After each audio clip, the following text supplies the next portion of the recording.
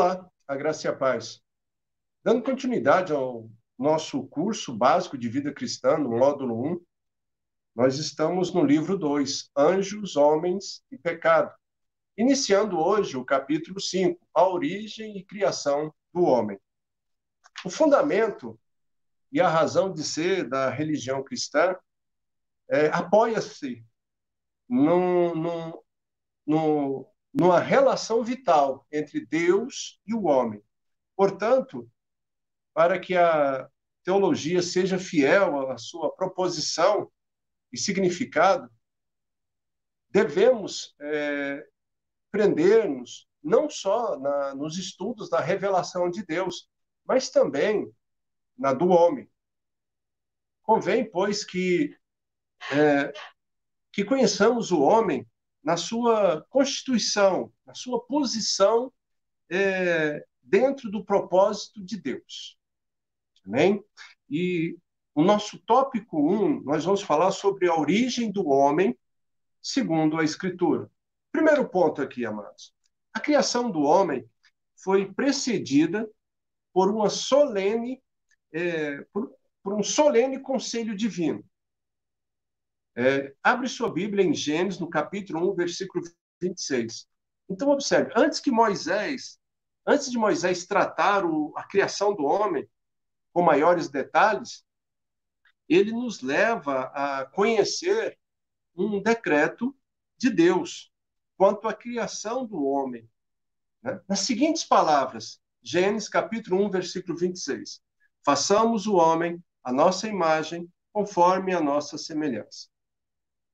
E aqui nós temos uma linha imensa de teorias, onde eruditos, pensadores, teólogos, eles se divergem um pouco quanto a esse verbo, façamos.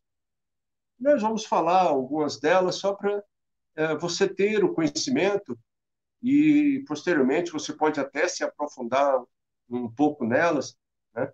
Mas, amados, nós damos assim uma visão teórica de vários assuntos para que você possa chegar à sua conclusão. E para você chegar nessa conclusão, você vai ter que ler, vai ter que pegar as referências, ir lá, ler, fazer algumas pesquisas, tomar consciência, né, do que está tratando, do que está sendo mencionado, para que você possa ser capaz de escolher uma linha e caminhar dentro desse princípio. Então, veja bem, para alguns eruditos, que são aqui de opinião que a palavra ela expressa o quê? Expressa a majestade de Deus. Né? Então, esse façamos seria a majestade de Deus. Outros tomam o plural por meio de uma comunicação, onde Deus ele abre uma comunicação com os seus anjos, ele fala com os seus anjos a respeito dos projetos e propósito dele. Segundo ponto. Terceiro, outros consideram o plural como autoexortação de Deus. Tá? Mas o mais conhecido, nós percebemos que todos esses três anteriores, eles vão contra aquilo que pensam e expressam os pensadores e teólogos mais conservadores, né? Que, como a igreja, também adota a mesma linha de pensamento. Crê que o plural de façamos, na realidade, faz uma alusão direta à Trindade divina, que em conselho se uniu para a formação do homem. Deus Pai, Deus Filho e Deus Espírito Santo. E dentro desse planejamento aqui, né, nós entendemos e chegamos à conclusão que Jesus Cristo já havia, nesse ponto aqui, entendido qual seria a responsabilidade dele e a missão dele de vir resgatar o homem. Porque o homem, Deus sabia que o homem ia falhar no projeto, né? E ele já tinha preparado o resgatador. Mas isso nós vamos depois aprimorar mais essa ideia. que nós tenhamos aqui, nesse primeiro ponto aqui, da origem do homem, segundo a Escritura, que fala da criação do homem, que foi precedido por um ato solene, um conselho divino para a formação desse homem. Que nós possamos ter essa visão, que dentro dessas teorias, a que é mais apoiada seria exatamente essa que fala que foi a alusão à Trindade divina, que se reuniu para a formação do homem. Ok? Primeiro ponto. Segundo ponto, a criação do homem em um ato imediato. Amados, se vocês pegarem ali o capítulo 1 de Gênesis, e nós vamos ficar um pouquinho nele agora, para nós vermos a diferenciação entre a criação de alguns seres e a criação do homem, para nós entendermos, né? Algumas expressões ali que são usadas na criação do homem mostram que ela aconteceu de forma assim, ó, imediata após a decisão de Deus. Ao contrário do que aconteceu com a criação de alguns seres e coisas que foram criadas no geral. Ok? Então, começando aí. Gênesis, capítulo 1, versículo 11. Vamos lá. E disse Deus: produz a terra relva, ervas que deem sementes e árvores frutíferas, que deem frutos segundo a sua espécie, cuja semente esteja nele sobre a terra. Gênesis, capítulo 1, versículo 20. Disse também Deus: povoe as águas de aves de seres viventes, e voem as aves sobre a terra, sobre o firmamento dos céus. Agora eu quero que vocês comparem essas duas declarações com a de Gênesis, no capítulo 1, versículo 27, que fala: criou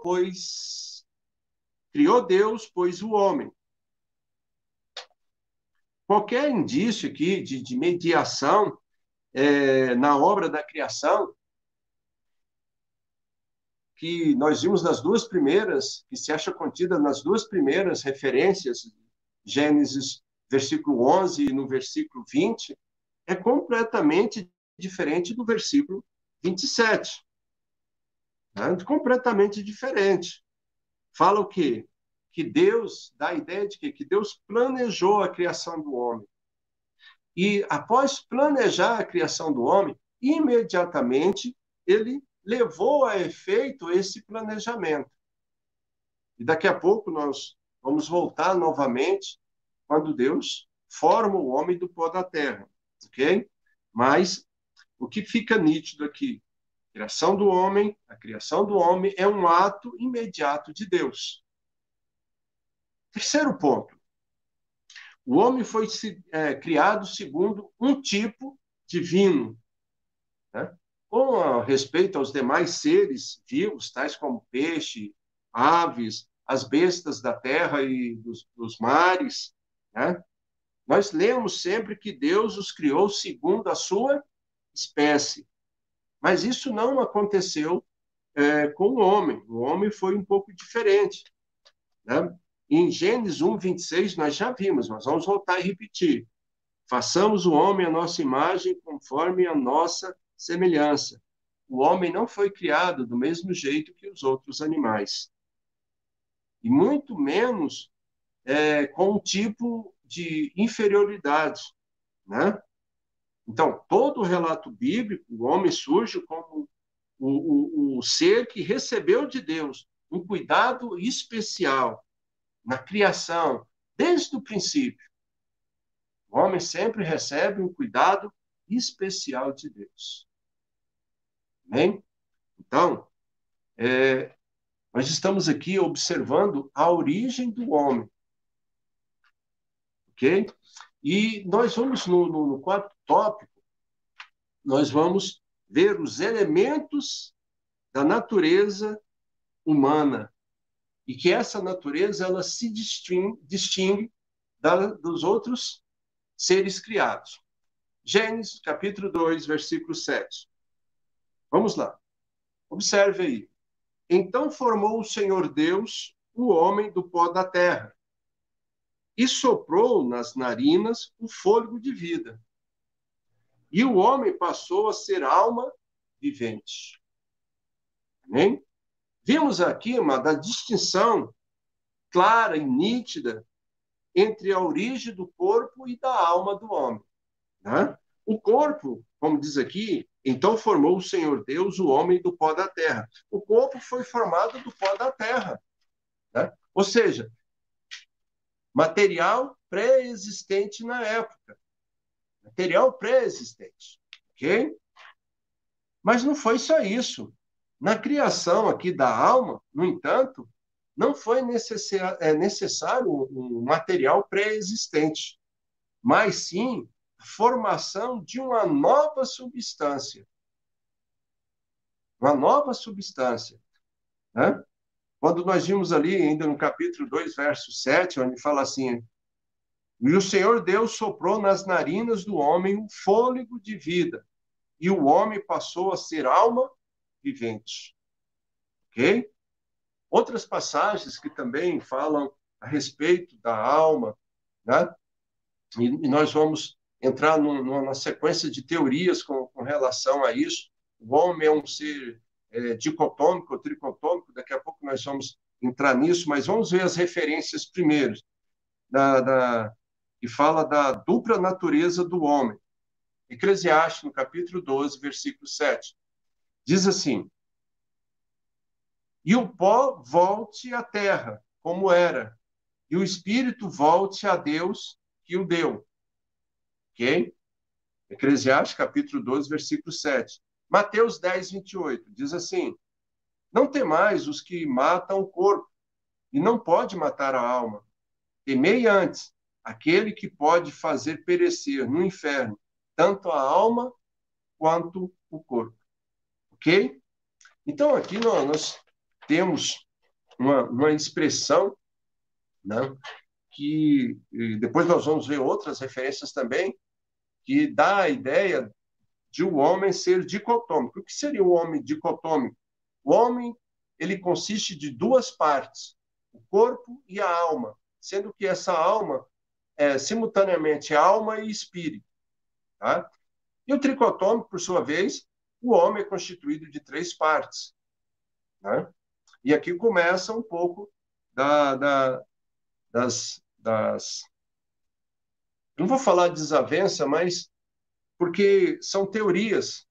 E aqui cada uma dessas teorias tem muitas ramificações. Eu não vou entrar nessas ramificações, mas vamos levar por um ponto do tricotômico para que nós possamos entender. Olha, se o homem ele foi criado com três partes, ele seria espírito, alma e corpo. Deus também é trino. Ele é Deus Pai, Deus Filho e Deus Espírito Santo. E nós temos algumas passagens que falam exatamente de espírito, alma e corpo. Depois nós vamos entrar nela. Mas voltando aqui primeiramente ao dicotômico. Né? Ou seja, o homem é constituído de duas partes, o corpo e a alma. Tá? E essa alma, vamos colocar alma barra espírito. Ok? Então, a alma é a parte material. Melhor, vamos consertar aqui. A alma é a parte imaterial. O corpo é a parte material. Tá? Nós temos contato com as coisas através do corpo. O corpo está ligado à matéria. Tá?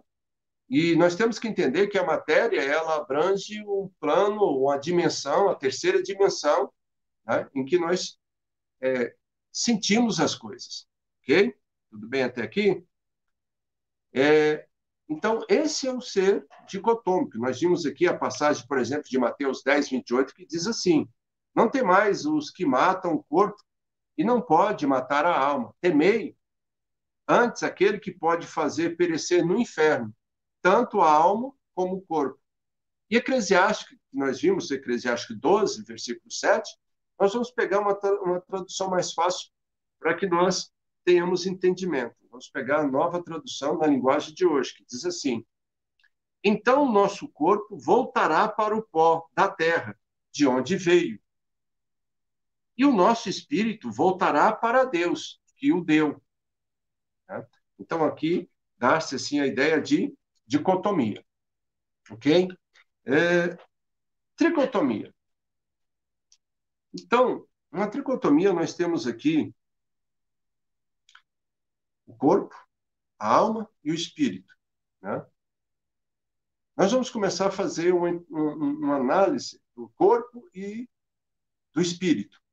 Né? Então, o corpo, como nós vimos, é a parte material, é aquela parte que interage com o ambiente. O espírito, o espírito é a fonte das qualidades espirituais, é o que veio de Deus para nós. Ok? Então, eu tenho aqui uma parte matéria, terceira dimensão, e uma parte espiritual, quarta dimensão. Né? Uma coisa material, outra coisa imaterial. Mas para eu poder conectar a matéria ao espírito, Deus criou a alma. Então, a alma é o elo de ligação entre o espírito e o corpo. Né? E, consequentemente, na alma é que é guardado os fundamentos da nossa personalidade, do nosso caráter, né? É a sede das nossas emoções. Então aí você começa a observar que o homem ele é um ser bem complexo, né? E Deus criou esse ser para ter um relacionamento com ele, tanto que ele se preocupou em resgatar esse homem. Nós temos que entender isso. Nós estamos no quarto ponto, né? Falando da natureza do homem. Ok? Então, observe, dentro ainda da tricotomia, nós temos um teólogo sistemático, Luiz Berkoff. Ele explica que essa teoria tricotômica né, surgiu lá com os filósofos gregos antigos e veio sendo trabalhada nesse sentido, né? Mas, analisando a tricotomia, nós vimos que é uma interpretação preferida dos teólogos pentecostais, como também de muitas igrejas, principalmente a Assembleia de Deus, que na sua maioria aceita a tricotomia. Né? Mas, amados, ainda falando de uma referência bíblica que fala da tricotomia, já que nós temos duas, da dicotomia, se você abrir a sua Bíblia em 1 Tessalonicenses, no capítulo 5, versículo 23, você vai ver também essa expressão tricotômica. Diz assim: e o mesmo Deus de paz vos santifica em todo o vosso espírito e alma e corpo, sejam plenamente conservados, irrepreensíveis, para a vinda de nosso Senhor Jesus Cristo. Amém? Então, entenda, muitos eruditos, pensadores e teólogos adotam, né, uma e outra. Apesar que, para a vida cristã, ela não vai diferenciar muito. Né? O que nós temos que entender é que sempre vai haver distorções de interpretação de muitas coisas. Não vai ter uma unidade, falar assim, é isso. Não tem como. Né? Então, como eu falei lá, olha, a dicotomia é uma teoria muito aceita. Né? Uma grande parte ficaria com essa teoria dicotômica. Mas a tricotômica teve um tempo que ela se afastou, quase que foi extinta, mas agora ela voltou com um peso maior e está sendo muito aceito também. Né? Vai alterar alguma coisa na sua salvação? Você acreditar que é tricotômico, que é dicotômico? Não, eu creio que não. Né? Mas nós temos que ter um conhecimento para nós podermos ter razão da nossa fé. Fala, não, eu acredito nesse ponto, por isso, e eu vou adotar este. Né? Essa é a intenção. de termos um leque maior, né? Porque nós temos, com o conhecimento, nós nos aproximamos mais do Senhor e buscamos nele a verdadeira revelação, não em eruditos, não em pensadores, não em teólogos, porque o homem ele pode ser falho, mas a sua intimidade com Deus, a revelação que Deus te dá, não vai ser falha, mas vai ser certeira, ok? Então, para nós encerrarmos agora a origem do homem, segundo a Escritura, nós vamos para o quinto ponto, né, que diz que o homem foi criado coroa da criação. Amém? Abre sua Bíblia em Gênesis, no capítulo 1, versículo 26 e 28. Nós vamos ali que o homem ele é apresentado na Escritura como um ponto culminante da obra da criação de Deus. Criado o homem, a criação estava coroada. Tinha fechado a obra da criação. Não se tinha mais nada para se criar. Fim da obra. Então vejamos aí, diz assim, que novamente eu falo, às vezes nós vamos repetindo, mas para levar mais a efeito, para explicar mais, né? Para que você também possa memorizar. Gênesis capítulo 1, versículo 26. Também disse Deus, façamos o homem à nossa imagem, conforme a nossa semelhança.